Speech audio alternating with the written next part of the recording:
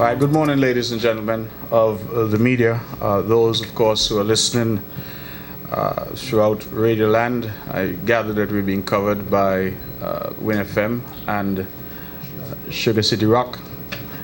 And I want also to say good morning to all of those who are listening via the internet. My name is Mark Brantley. I currently occupy the position of Leader of Her Majesty's Loyal Opposition in the National Assembly. And we are here at the Ocean Terrace Inn. I said we because I have with me the majority of the elected members of the National Parliament. I have sitting at the table the Honourable Sean Richards. I have, in terms of elected members, the Honourable Sean Richards, the Honourable Dr. Timothy Harris, the Honourable Sam Condor, the Honourable Eugene Hamilton, and of course the Honourable Vance Amory. Seated as well as the Honourable Vincent Byron Jr., who, as we know, is a senator who sits on the opposition benches. The names that I've called, including, and I would add to that myself, we represent 6 of the 11 seats in the National Assembly. And today, I believe all of us know that the budget for 2013, the long-delayed budget, has been scheduled for this morning at 10 o'clock. The fact that we have also scheduled a press conference at 10 o'clock tells you that we have no intentions of being at that budget. And the reasons we have no intentions of being at that budget will be set out when we have the opening statement by Dr. the Honourable Timothy Harris, who will speak to us in a moment. I would like to apologize for the late start. I was outside the jurisdiction and took much effort and gymnastics to get me here. I am here, however, and I'm thankful to be here for this very historic occasion. You will see at this table representatives from the widest possible cross-section of the political parties on St. Kitts-Nevis. We have 2 from the CCM, 2 from the Labour Party, 2 from the People's Action Movement, and I believe there's room for more from other political parties if they so desire. And so we have in every sense a coalition of the willing, some may say a rainbow coalition, whatever you wish to call it.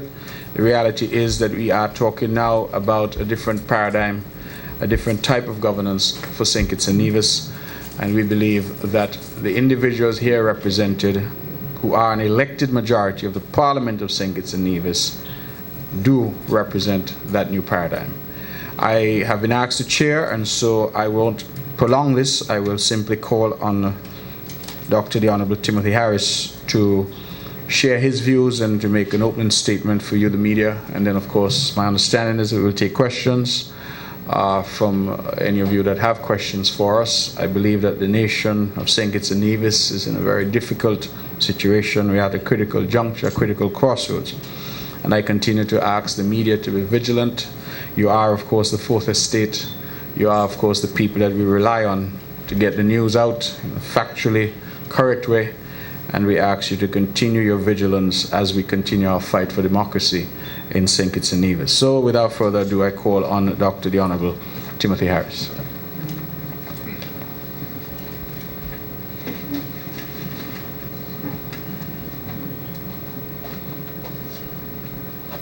Thank you very much, the Honourable Mark Brantley, Leader of the Opposition in the National Assembly. I would also like to recognize, also as the head table, the Honourable Sam Condor, the Honourable Vance Amory, the Honourable Sean Richards, the Honourable Eugene Hamilton, and of course the Honourable Vincent Byron, Senator in the National Assembly.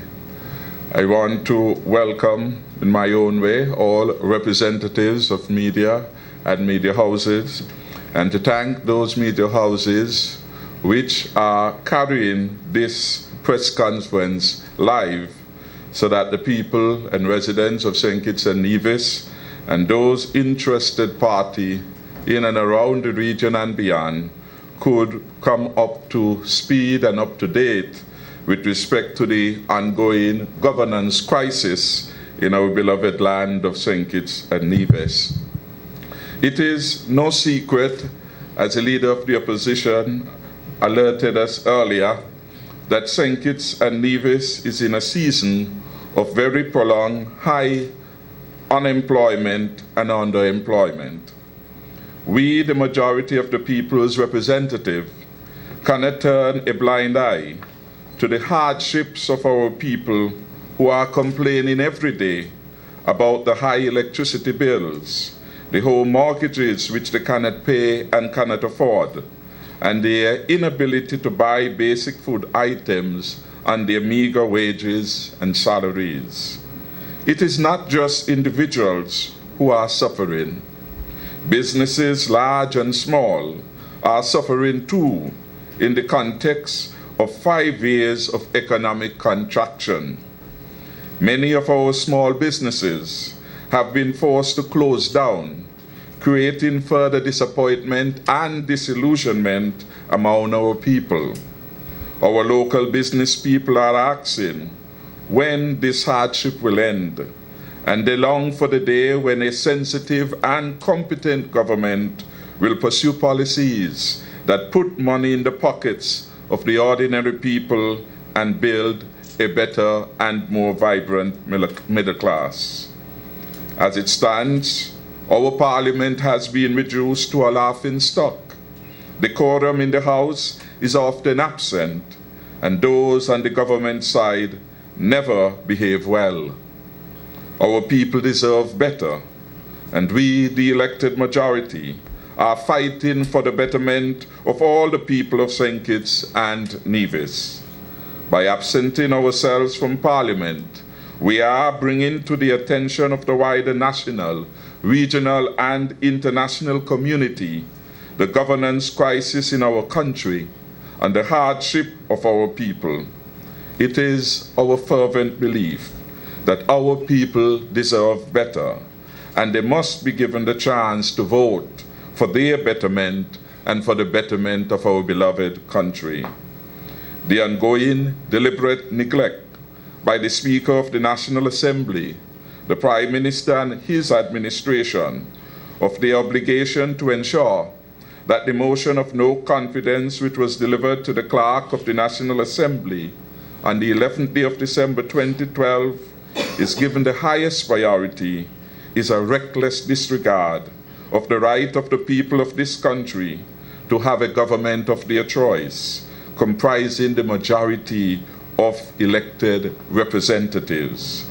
It undermines our federation's already compromised confidence and credibility.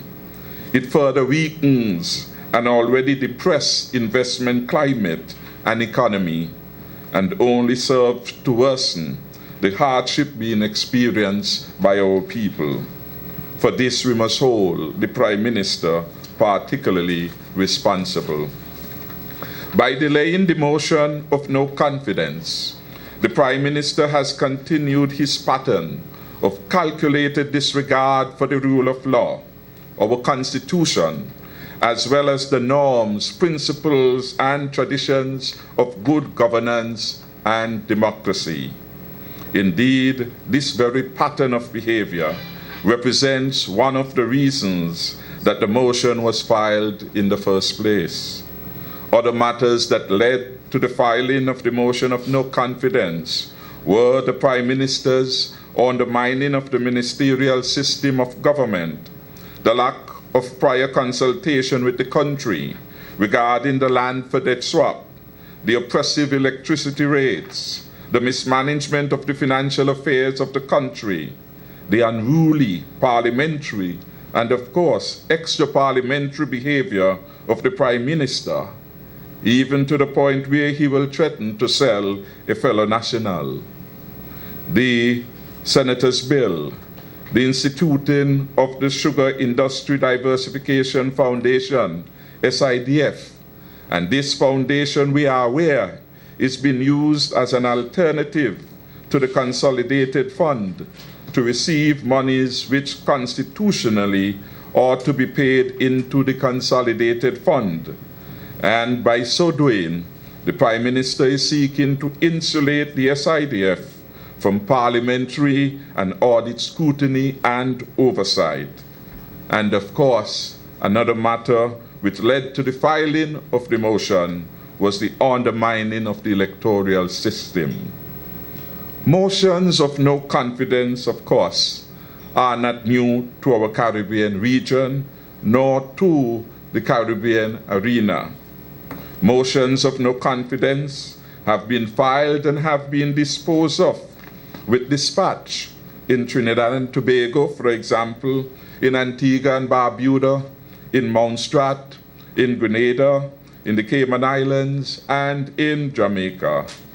Nowhere in the Commonwealth parliaments have there been such lengthy delays in dealing with such an important instrument of our democracy. And there is absolutely no reason why St. Kitts-Nevis should set the worst example in this regard.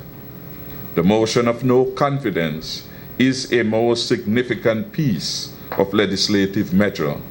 So important it is that only elected members of Parliament can vote on it. These are all significant and weighty matters, and the longer these issues remain unresolved, the greater the suffering and pain for the citizens and residents of St. Kitts-Nevis. We gathered here love our people, and we love our country too much to allow their continuing suffering and hardship by the ill-conceived and failed policies of Dr. Douglas. In the face of the foregoing, we cannot in this country continue to proceed as if there was no crisis, as if the pain and suffering of our people did not matter. We cannot pretend not to notice the waste or diminution of the talent of our young people who remain idle with their CXC and CAPE certificates, some even with their college and university diplomas, their associates and other degrees. As a consequence, we, the majority of elected representatives in the National Assembly of St. Christopher and Nevis, will not participate in the debate of the 2013 budget scheduled to begin today, April 9th. The majority of the elected representatives consists, for the record, of the Honorable Mark Brantley, Leader of the Opposition and Deputy Premier in the Nevis Island Administration, the Honorable Sam Conda, former Deputy Prime Minister, the Honorable Sean Richards, the Honorable Vance Amory, Premier in the Nevis Island Administration, myself, and of course the Honorable Eugene Hamilton, the Deputy Leader of the People's Action Movement and elected member for St. Christopher 8. We have scheduled this press conference at OTI to stand with the people of this country against the continuing threat to our democracy posed by the Prime Minister and the Speaker of the National Assembly, who have done everything in our view to prevent the motion of no confidence in the government from coming to the floor of the National Assembly with the expedition that it deserves. This ends the press statement on behalf of the elected majority of MPs in the Federal Assembly of St. Christopher and Nevis. Thank you very much.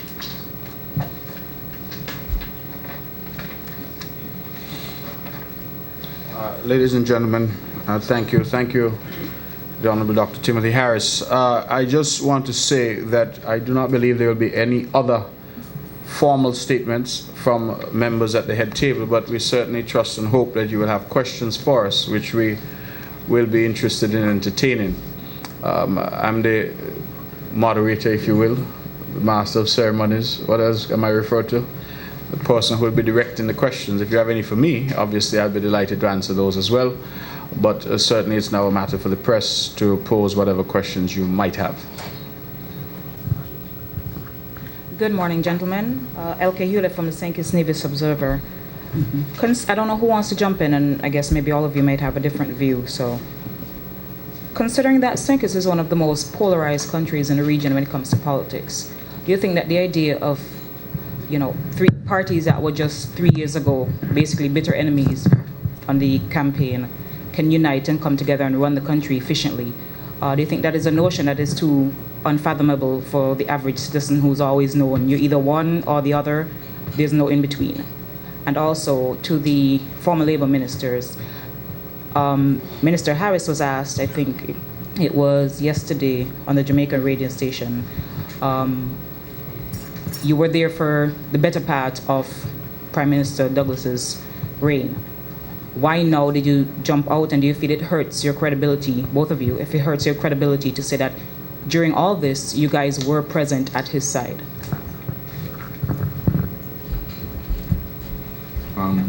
Perhaps I can take a go. I would want, though, without getting off, and the first question to say, in my political career, I see people as my worthy opponents and not as bitter enemies. Indeed, it would be very wrong of me to see fellow citizens in that particular category. And so they are my worthy opponents, worthy of my respect, and worthy to engage me and I to engage them. Specifically with respect to the second question, I believe that we have explained this matter.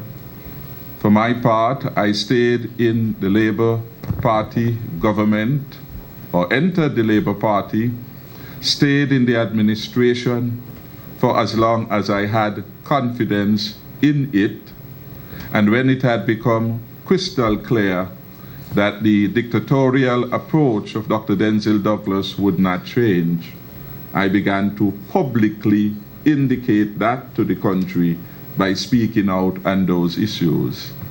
I have no qualms about having served in an administration in which I was a committed member and which I served loyally. All of us have a conscience, and even whilst we were within, there were issues, governance issues, about which we were concerned, and we attempt to address them within. When the departure came, it came after prolonged interventions, retreats after retreats, in which we attempted to get the Prime Minister to come back on course. I recall one convention of the party at Marriott almost broke up when a former minister raised the issue of the Valley. How could the government spend or incur an indebtedness of over $200 million with respect to the Valley? And the minister then drew the comparison of the number of houses that could have been built for ordinary people had the Prime Minister listened to advice. We, as I said, are doing the right thing for the people of the country.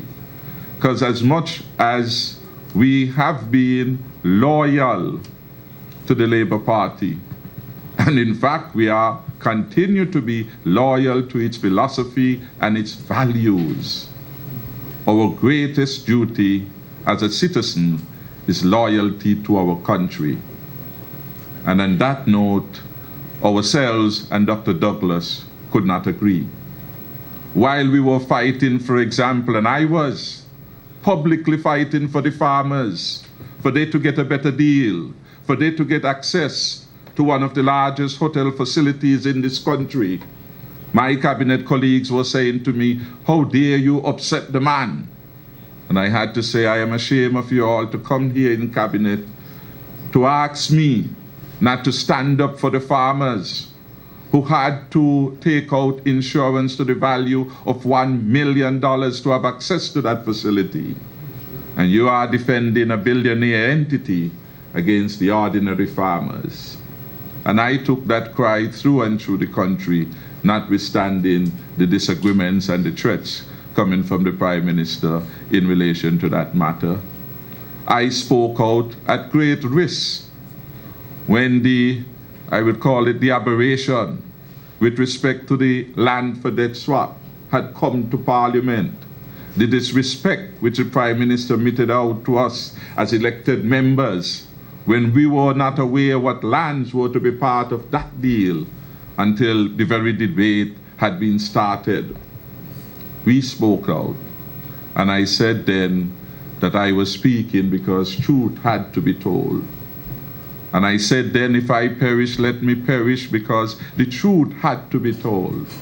the truth that we were turning the philosophy of the party which we had served for so long upside down. Labour was the party that took the bold step of taking land en masse on behalf of the people. Douglas is the leader, purportedly of Labour, who was reversing that, making hundreds of acres of land, over 8 square miles of the lands in St. Kitts-Nevis, making them available for his friends in Dubai and Iran and wherever else he has them, because he was concerned about foreign interests in supremacy to the interests of the local ordinary people. And I could not stand, however loyal I was, knowing that the people of Lodge and Molyneux and elsewhere were for years waiting to have applications even being answered, and see hundreds of acres of land being taken away from them, being priced at the minimum of $17.60, which I know even at $2.10 they could not afford. How could they afford it? 8 times the price already. And you go around the country and look at all the lots which are left undeveloped, and you ask how many people have been able to pay the high price for those land. And you see then that what Dr. Douglas was doing was almost criminal in nature in terms of the consequence for denial of our people their right to a piece of their land, their history, and their patrimony, all tied up with land. I have no regret then for speaking about that. I believe when a man speaks from his conscience and from his heart, a country and a people listen, and a people respect that. I did what I had to do on behalf of the people. The fight of the people had always been mine. I recall a young chap who will say to me, I heard you in 2010 and you say, wherever there is an injustice, you will fight against it. Well, I have been fighting throughout my career within the administration of Douglas for justice, especially for poor people. When, for example, in 2012, the senator brought a submission to cabinet to increase the weekly fees that are being paid by people who have their children into daycare centers, I said to them, you all are crazy. Not with all the hardships out there and the people.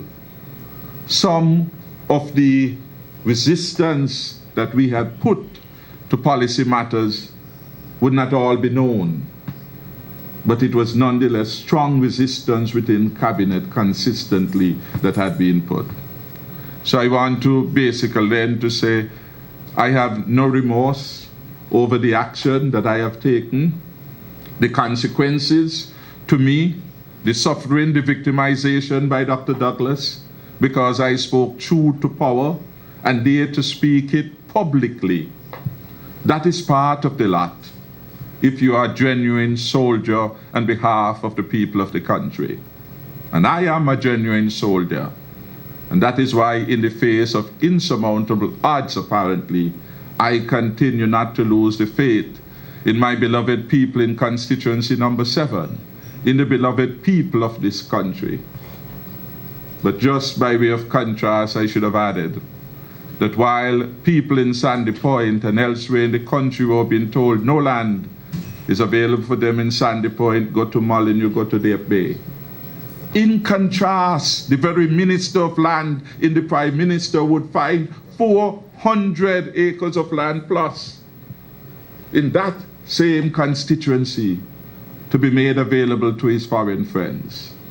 And then the people in Phillips can't get a plot of land in Molyneux, because when you look at the land and in Phillips, we are told that people from all over were forced there because the government said it could not find land in proximity to where they live. Same was the pain of the people in Cairn and in St. Christopher Four. Our position in closing then has always been a principled one. For love of the party, we stayed on as long as we could. Others left, and not just ministers. Others in the executive of the party could bear Dr. Douglas no more, and they left when they did. We endured. But at the end of the day, what is the greatest love a citizen should have? Apart from the love of God, it must be love of country. And love of country must trump love for party. I put my country first, and I will endeavor, as long as I'm in public service or even private service, always to be in service to my country and to put my country first.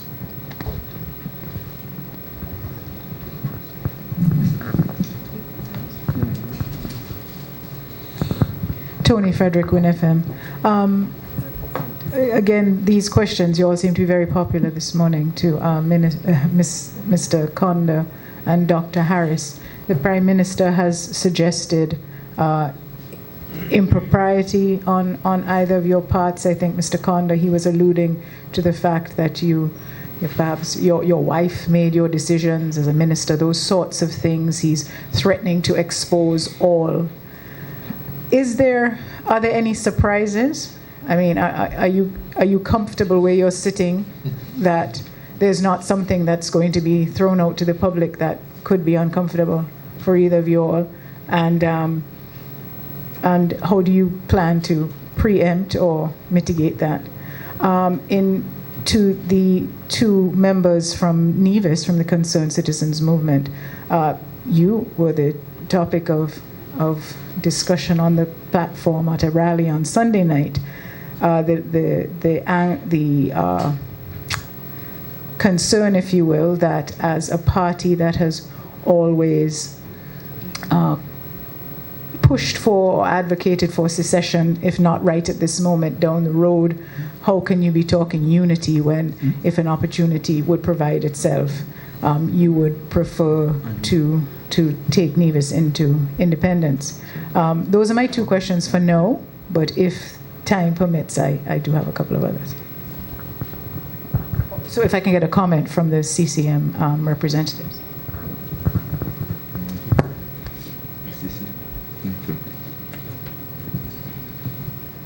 Thanks very much for the question. Good morning to the members of the press and my colleagues here, parliamentary colleagues. I note the question, and I think we have. I note the question which has been raised in respect of our party and the position which we are taking and have been taking for a while, because we need to recognize that today, the 9th of April, is in fact the second of such action of not participating in the budget debate in St.Kitts-Nevis. And I believe this has nothing to do with our party's positions over the years, because we are part of the Federation. And as part of the Federation, it is our responsibility as the people's representatives to do those things and to participate in any action of protest or any constitutional arrangement which will serve the interest of the people of St. Kitts-Nevis. And what is problematic about what might have been said on Sunday on the platform of whichever party was engaged or whoever was saying anything on the platform is when it suits these people, they make statements about unity and oneness and a federal arrangement. And this is what I want our people to understand, that all of the pronouncements which emanate from a number of persons in that party and on that platform are calculated for political expediency only. It has nothing to do with the interests of the people. And we are part, and I'm a member of the federal government, federal parliament, representing the constituency of Nevis 10, which has a right in the parliament. I am representatives of the people. Once we are there in that parliament, it is our duty, and my duty, and my party's duty, to represent and to do those things which will be in the best interest of the people of this country, in conjunction with whomever has a similar outlook and a similar motivation and objective. And therefore, I am not daunted by any criticism which has been laid against my party, against myself. In addition to that, it is important that we remember that in a parliamentary sitting on the 29th of January, that there was, in fact, a veiled threat against the sitting members and the administration of Nevis by the member for number 6, who may have been the instigator of this same comment about our party on Sunday. And it is for our people, for the press, for all the strata of our society, the business community, the church, everybody, to recognize that what is happening is that there is a calculated effort by those who at one point advocate unity and people's representation, and in another part want to begin the process of disrupting any people's representation in Parliament or elsewhere. And I am going to say it very clearly that we have to get our people to understand that elected representatives are there to do the people's business. And I think the Honorable Timothy Harris has indicated very clearly that love of God first, love of country above party. And this has to be the mantra which our people have to begin to accept. And where any other pronouncements are made which seek to put individuals, seek to put political party above the interests of the people, that those have to be denounced.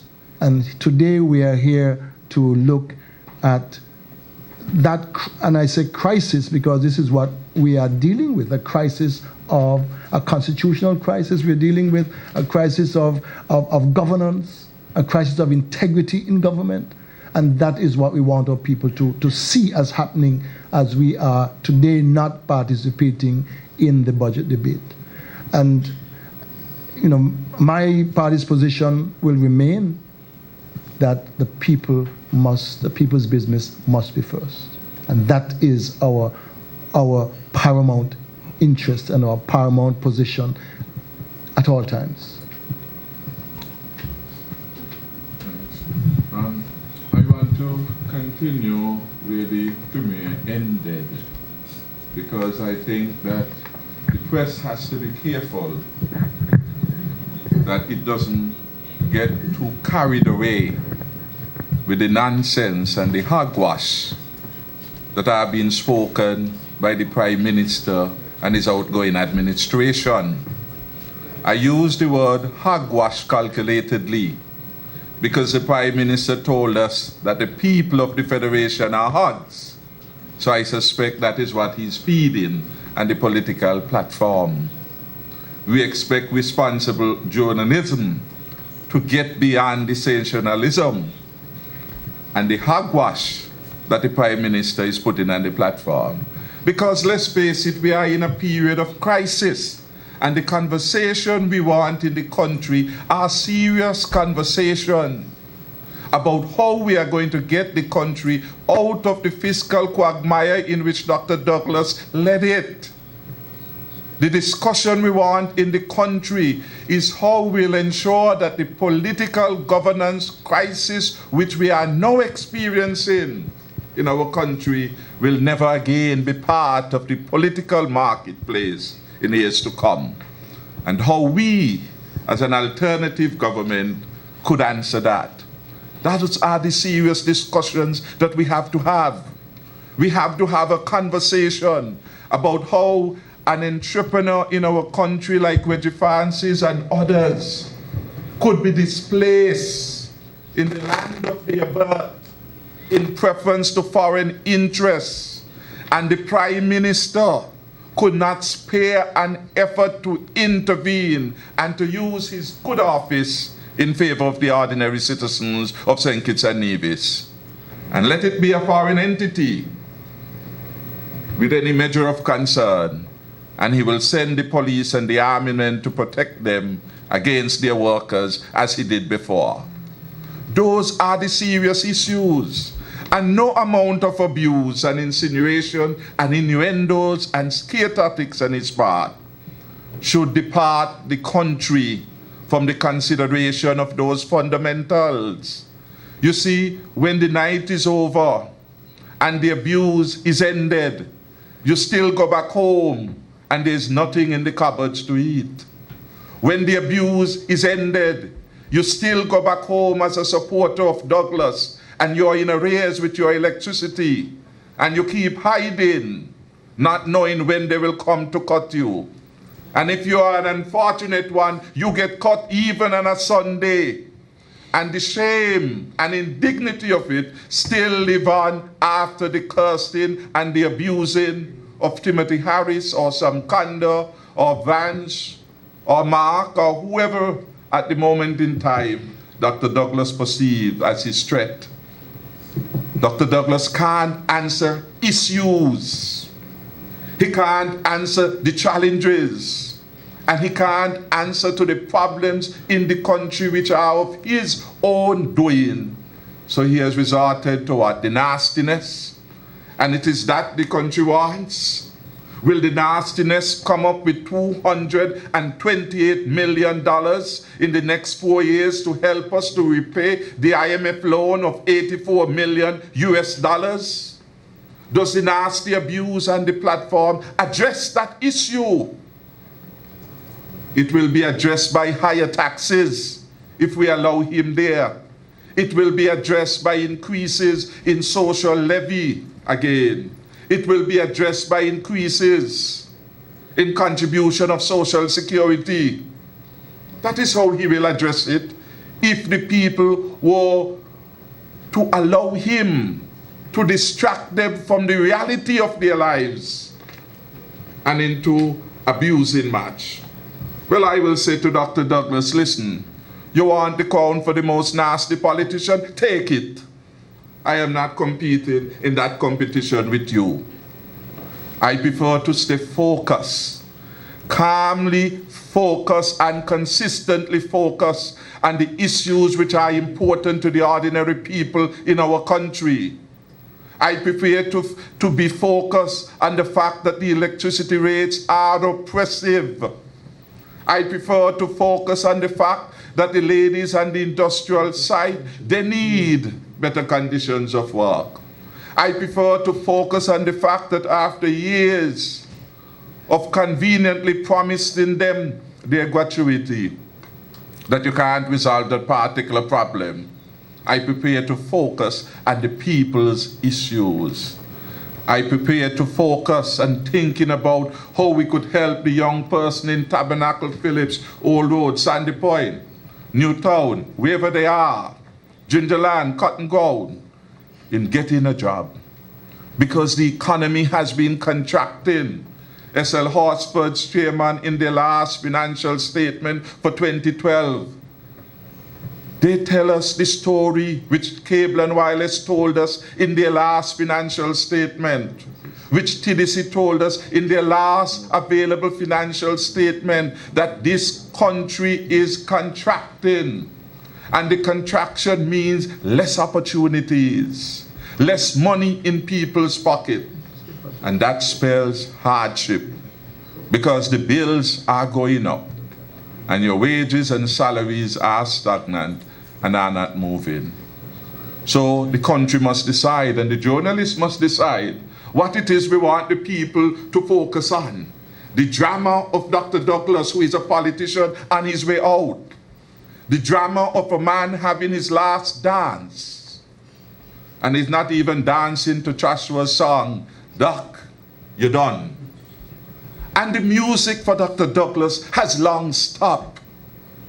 And yet he is overextending his time on the stage. Could somebody, as somebody did to the emperor, say to Dr. Douglas, the music has stopped. It is time for you to exit the stage and let a new performer come. A new performer who will elevate the office of Prime Minister, so that the Prime Minister's office behave all times with decorum and respect, so that the holder of that office will be somebody that people would want to emulate. Where will you want your children to emulate the conduct of Prime Minister Douglas? In Bastille or in Old Road or even in Parliament. Abominable behavior. And that is what the country must make up its mind. In these serious times of crisis, what do you want? The same, the abuse, the slander, or you want serious discussion, a contest of ideas about our democracy and our development? Those are the questions that serious media also must be concerned about and put before the people. Because if we allow Dr. Douglas to slip through again, we are going to be worse off for it. All of us. The media that he has insulted time and time again. The people who he has described as hogs. We will be worse off for it. Because our democracy is basically being robbed from us. And we, the people of the country, have to become united and stand up.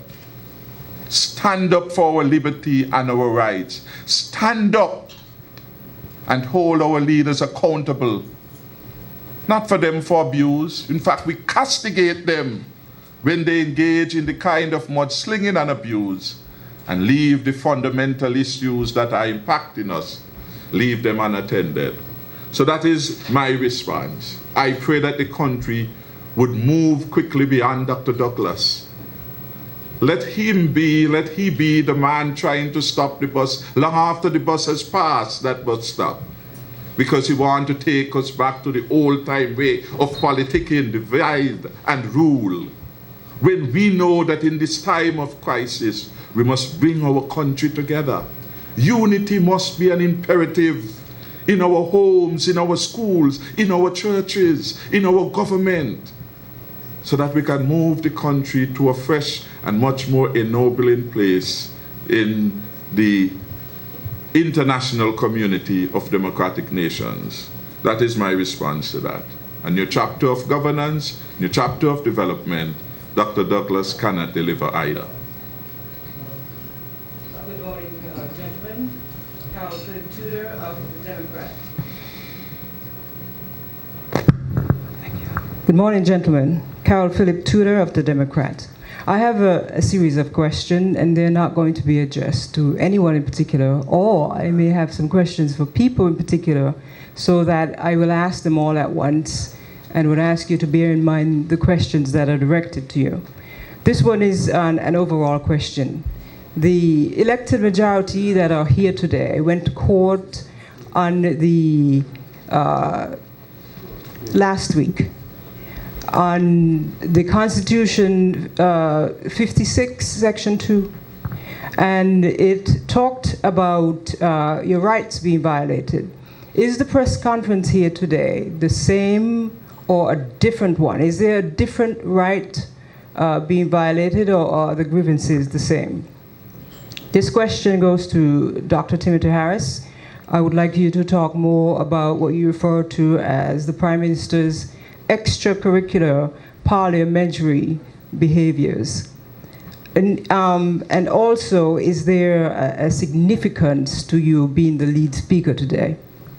Mr. Mark Brantley, you have done quite a deal, bringing the motion of no confidence, writing to the Secretary General in London. And I wonder if you think that you have gotten to the hilt of what it is you're going to be able to do, or if not, what else, and where do you go from here? I want to ask the Honorable Sam Condor, because he spoke yesterday about a conversation he heard about a poisoning. And we have heard on the platform, I'm going to ask Dr. Timothy Harris to confirm or deny that the floodlights around his home was being removed. And if so, and to couple that with an episode he talked about in the Parliament with his body or person being threatened, if there are any other instances where he feels that his person or any other person, including Dr. Harris and Dr. Condor, have been in any way threatened or feel that they are at some risk for having danger being committed on their persons. I would also like to say that the Constitution does provide for a minority government. So my question is the grievance that the government is a minority, or is the grievance the manner in which the government have become the majority? Thank you very much. Thank you very much, the reporter from the Democrat. Let me say that in response to your last question about minority government, the issue here and the situation in St.Kitts-Nevis is unique because you have a majority of elected representatives who are opposed and have signaled their unanimity in being opposed to the existing government. That is not the classic example of a minority government. A minority government is one which sits with a minority of the seats, where those who hold the other seats are not together. A good example in our own history would have been 1993, when we had the People's Action Movement with 4, the Labour Party with 4, the NRP with 1, the CCM with 2. The NRP joined with PAM to give them 5. And so they were a minority government, but Labour and CCM were not together. And so while there were 6 in opposition, 4 sat on one side and 2 sat on a different side. So that's a slightly, I just wanted to clarify that a minority government in its truest sense is where the single block of votes forming the government might be a minority in terms of the overall number, but those who form a majority are not together.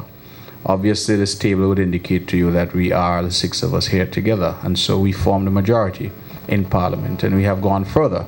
We have signaled that in writing, signed by all of us, to His Excellency the Governor General. You asked a question in terms of what more can I do. I believe that these efforts that we're making even today are further examples of our continued quest for better governance for St. Kitts-Nevis. Speaking for myself, it has been a difficult and lengthy path that we have walked to bring us here. I do believe that the situation now is one which cannot continue for much longer, and that we are, through this medium today and through other efforts where we speak publicly, saying to the people of St. Kitts-Nevis that soon and very soon they will have an opportunity to determine what they want for their country. And in a democracy, ultimate power lies with the people. And so it must be for the people of St. Kitts-Nevis to ultimately determine what they want for their country. I listened to the impassioned speech just now of Dr. Timothy Harris, and I agree with him. Because the reality is that all of us, and I've said that often, know how to cuss. You can't grow up in St. Kitts-Nevis and don't know how to cuss. That means you're not a Kittitian or a Nevisian.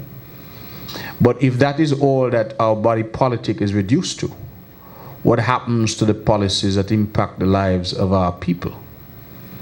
Because if Dr. Douglas feels he can go on a platform and curse somebody, and we were to respond in kind, at the end of the day it makes us all worse off, and it makes none of us better off. And so I entirely concur that we ought not to go down a road of who can cuss the best. It is a far better road to pursue of who can manage and govern the best. And that is why we're here, and that is what we're seeking to do. So insofar as how much more I can do, I do not know. I believe perhaps it is now for the people to do what they need to do, to demand and to usher in the government that they deserve, and that the country of St. Kitts-Nevis deserves.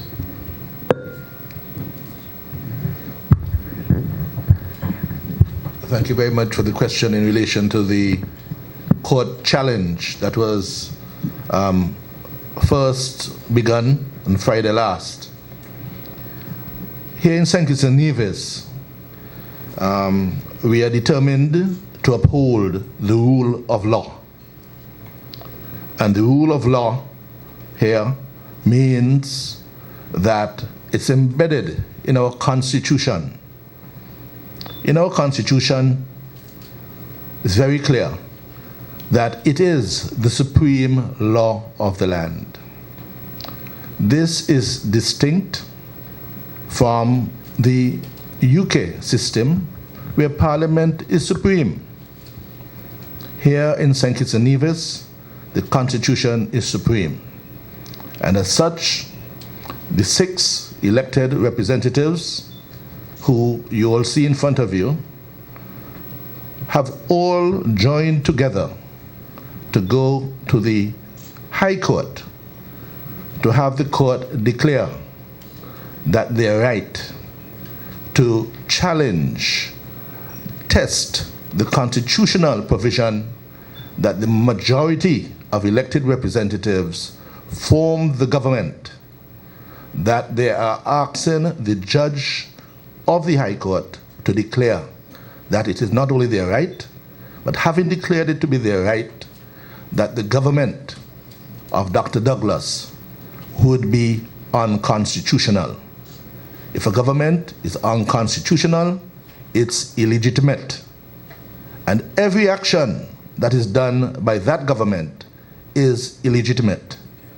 The challenge before the court that is part heard on Friday, where the case for the 6 elected representatives was clearly laid out before His Lordship, but it was very clear that they do have a right to have the motion of no confidence heard expeditiously, that it is being denied them being heard, and it's only on the, I would say, out of abundance of caution, that the judge has now allowed the other side to have some time to prepare a response, what we are waiting on, and hopefully that shortly we'll have such a response, and the court would be able to make the declarations that we seek.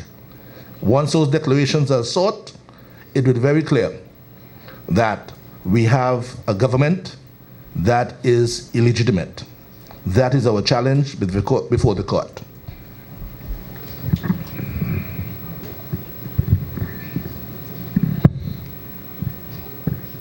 Thank you very much.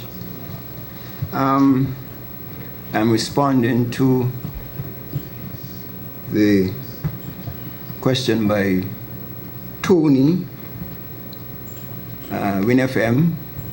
I know Tony is an English student, so I know she didn't mean what she says. My wife making decisions for me is not an impropriety. But I'll come back to that later. And I'll respond to the question from the reporter from the Democrat about the poisoning, the cabinet luncheon, the story of the poisoning. Oh, right. But before that, I would just like to, before I go to those 2 very interesting questions and observations, I would like to basically address some of the issues that were raised earlier. I did not do it before because Dr. Harris spoke for a long time, and so I wanted you to hear other voices apart from the Labour Party. But in terms of the first question from the observer, we are bitter enemies. I want to, or people who were said to be bitter enemies, I want to say that I've been in politics, in Parliament, actually, because I've been in politics all my life. I was born into politics. But I've been in Parliament for some 24 years now. In March of this year, I celebrated my 24th anniversary. And so I challenge any politician over those 24 years who have been in Parliament to say I've been an enemy to them. Well, I don't think anybody will say that, but I'd like you to find out from them yourselves. When I went into Parliament in 1989, we had the Constituency 1 was Michael Powell, Constituency 2 was the Right Honourable Dr. Simmons, Constituency 4 was Ms. Mitchum, Constituency 5 was Hugh Heiliger, Constituency 7 was Roy Jones, Constituency 8 was Sidney Morris. And I can testify, and you check it, don't take my word, check them. Ask Michael Powell if I've ever been disrespectful to him or been an enemy to him. Ask the Right Honourable Dr. Simmons if I've been, and his family, if I've ever been. In fact, I want to give you a story. I like anecdotes, that's my way. We have sitting here a former president of the Basketball Association. When I became a minister in 1995, and I became the Minister of Sports, I went to open a basketball tournament. And Dr. Simmons' son, one of his sons, I don't remember which one of them, was a member of a team. And when I went to him shaking hands, when I moved to shake his hand, yeah, he said he wasn't shaking my hand. The party was there. And I moved along. I just thought, well, that's a young man that just beaten his father, and he was taking it personal, but it was just political, not personal. The next day, the Monday morning, and the president is here, he came to my office and he said, Minister, I want to apologize for what happened yesterday, and I think we are going to take some disciplinary action against the young man. I told him no. I would very much argue against that. I think it isn't anything personal. It was just after the elections, and the young man was a bit upset and so on. And don't take that. I didn't take that personal. And just move on. Don't think. He's here. He could tell you about that conversation. Since that, the young man and myself have become good friends. Consi Mitchum has always been a person I had an acquaintance with and have communicated with, never enemies. Hugh Heiliger could tell you about our relationship, people know it. Roy Jones and Sidney Morris. So there was never been any enmity with me, and it was always been just politics. In fact, I could tell you a lot of stories about interactions and relations with all those members who have been human interactions, courteous, respectful, always. In fact, when I became the leader of government business in 1995, I had to manage the House, and I've had an excellent relationship with all members of the opposition. In 1995, the leader of the opposition was Hugh Heiliger, and Hugh could tell you about, up to now we still have an excellent relationship. Then I had, when we got all 8, in 2000, the leader of the opposition was Malcolm Gishard from Nevis. When Malcolm died the morning, I'm the first politician in St. Kitts, and maybe one of the first in the Federation, to reach by Malcolm's house. I went there the morning when I heard it. I left St. Kitts, and Malcolm's wife could testify to that. Left this, it was a Monday morning, it was cabinet. I sent a message to cabinet that I won't be there. I went across to Nevis to meet the family of Malcolm Gishard. I've had, since that, I've had Sean Richards as the leader of the opposition. Sean is here, and he could testify. He could tell you it has been nothing short of mutual respect in how I operate. Since that, we have had Mark Brantley, and not even the narrows, not even the channel separate and make any difference to our relationship. It is as seamless as you could get. That is why a unity government would be very easy. as far as I'm concerned. That this is how I'm conducted myself all my life. And so there's no question of no enmity. I've never developed that kind of stance and that kind of behavior. And so being a member of a unity government is not a difficult problem for me. And I believe it is something that the country is demanding, that is history. I think the time has come for us to move away from the divisive and destructive politics and to come together. In fact, the party that I represent was always for unity. Bradshaw died trying to get Anguilla to be part of the Federation of St. Kitts-Nevis and Anguilla. Bradshaw fought all his life to get St. Kitts and Nevis to remain as one despite the difficulties. Bradshaw fought all his life to get the Federation of the West Indies to be together. Bradshaw was a federalist, a man who always articulated the position of unity, not only unity in St. Kitts and St. Kitts-Nevis and St. Kitts-Nevis and Anguilla, but unity in the whole Caribbean. In fact, when the Federation failed in 1962, St. Kitts-Nevis and Anguilla was the first country to become state, to get the constitutional statehood. And we were the last to become an independent country. You know why we took so long to become an independent country? Because Bradshaw was still hoping that there could be a federation of what they called first the Little Eight, but Barbados went off, and then a federation of the Leeward and Windward Islands. That's what my party stands for. In fact, in the 1982 constitutional talks, Limor, who was the leader of the Labour Party, he wrote a paper in place of strife. It was always about how the countries could stay together. There's a green paper in place of strife, in place of division. We must come together as one. A paper presented by the Labour Party. So unity has always been our thrust in the Labour Party. The real Labour Party, not Douglas Labour Party. The real Labour Party is about unity. And so that's why it is easy for me.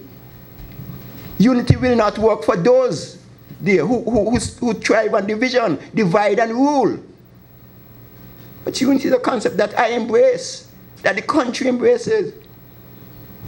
And so there's no question. Then it was why we stayed on so long.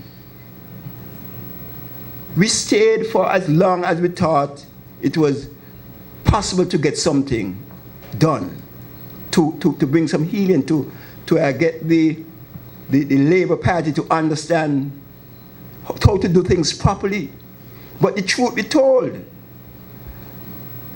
in 2000 at a cabinet meeting where we had all 8, I had said to the Prime Minister, Dr. Harris is here, Dwyer is there in the audience, they could tell you, they could testify.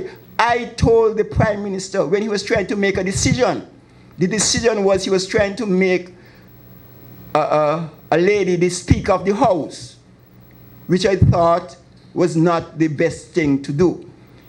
Well, let me get the whole story, because I think this is the time to put all the cards on the table. In my first term in office, in 1995, I was the Minister of Social and Community Development. We had built in West Bastia the community center in West Bastia. And we was opening the center, and we was having a meeting, well, not opening the center, but we were having a meeting to form committees to run the center. We had the returning nationals, the boys brigades, the scouts, the football team, the netball team, the cricket team at a meeting. I had given instructions to a youngster working in the ministry to head some chairs up in the community center. It wasn't furnished yet. We had just recently opened it, no furniture was there. I had given instructions to a young man to head some. He was working for me in the Ministry of Social and Community Development. He had access to the bus to put some chairs up in the community center. Miss Rosalind Hazel, or Hazel, whatever she was to be called, was the permanent secretary. She told the young man not to do it, not to carry out the instruction that his minister gave him.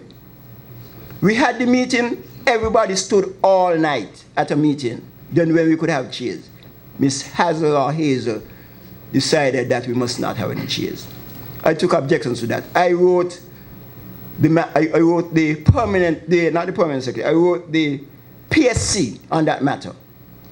I thought that she was out of order, and I wrote the permanent secretary. The Prime Minister intercepted the letter and just squashed it without telling me anything. Just like that. And that is the Prime Minister's normal style. Those are some of the things that we have problems with. And so he decided that he just intercepted the letter and without saying anything to me. So I, in my usual style, I didn't bother with that. I know the time will come again. After the 2000 elections, the Prime Minister trying to make Ms. Hazel, who had disrespected her minister, the Speaker of the House. And Dwyer and Timothy could tell you, I told the Prime Minister, if you do that, I will go to my constituents and I resign as the representative of West Bastia. I told the Prime Minister that in cabinet, these people, and everybody who in cabinet could testify to that. If you don't believe Timothy and Dwyer, ask Jacinth Martin, ask Asim Martin, if he could remember, or if he's allowed to speak the truth. Ask C.J. Clyburn, if he could understand what it is you're telling him. Ask Herbie, if he's aware and alert enough to recall this matter. I said at the cabinet meeting, I will resign. The Prime Minister said, I'm giving an ultimatum. I said, I'm not giving you an ultimatum, Prime Minister. I am telling you that that is improper. You can't do that. I will not go into the House to subject myself to Ms. Hazel as the Speaker of the House when she has disrespected me. That is how Ms. Marcella Liber became the Speaker in 2000. That is as early as 2000. I could take you to 2001 at a retreat over at Otley's Plantation. When what is happening here now, the present situation in the country, is what I told the Prime Minister would happen.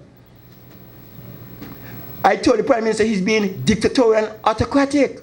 And you are the Prime Minister because the men and women made you the Prime Minister. And we could decide we don't want you to be the Prime Minister and we'll remove you. That time, every Minister of Government, if they want to talk the truth, had a problem with how the Prime Minister was behaving. Every single one without exception. In 2001, on the 23rd of August, that's the same day that Kim Collins won the Commonwealth. The 25th of August, the same day that Kim Collins won the Commonwealth Championship in Manchester. We were there at a retreat. I told the Prime Minister, you cannot behave the way you're behaving. You are first among equals. We make you the Prime Minister. You know what the Prime Minister told me? I will not allow you all to remove me. I will dissolve the House. Well, this is what is happening now. The majority of elected people have a problem with the Prime Minister. I told him that in 2001. That's on record. I could fast forward to 2007 at a cabinet retreat. I have the papers here for the cabinet retreat, and they might become public document if they have to. I have them. The retreat and what we were talking about in the retreat. I will. If you don't. You like to release too much things.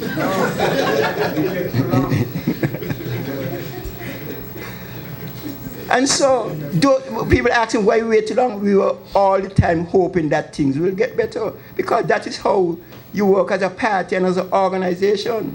We didn't question that we were silent, we were just there, compliant and so on. Far from the truth. And if the people want to talk the truth, Nigel Cat, I don't know what Nigel is saying. I really don't understand what is Nigel talking about. But we have waited until we get a pension? What is that? You want anything sicker than that for a minister to come and ready to speak about? He's so arrogant that he really, there's no limit to what he could say. We were all the time trying to make sure that we could be in a position where we could make the thing right. So, not that we stayed long. In fact, Timothy could tell you in recent times, in the Land Act, at a cabinet meeting, not the land, it was the increase in Senator's bill. When I told the Prime Minister, I am prepared to resign, I will not support the bill, I told the cabinet. The Prime Minister told me, he said, Sam, there's no need for that. I said, Prime Minister, I am against that bill. I am fundamentally opposed to it. And they were talking about the collective responsibility. And I said, collective responsibility? I have a conscience. I have to do what is right to myself, to my country, and to my God. And I resigned. I told the Prime Minister that in cabinet. They were all present. So they're talking about I mean, this thing has been nothing short of agonizing. This has been the most difficult decision that we have had to make. We weren't sitting down there waiting we were working.